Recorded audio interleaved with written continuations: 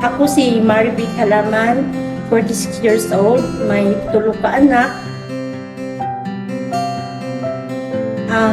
Isa ko ka-dishwasher sa kitchen, tapos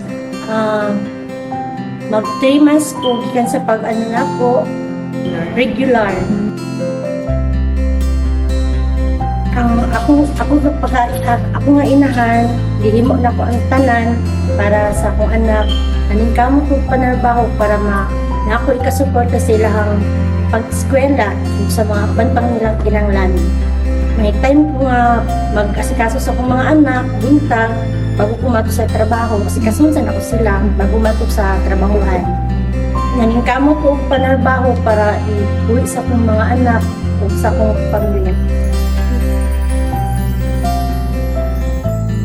Sa mga nanay nga sa anak ko nga nagkatrabaho, may time pa sa itong mga anak o sa itong trabaho para itong mga anak dili matiwalag sa mga kuan para maabot ang panahon dili ta basulon.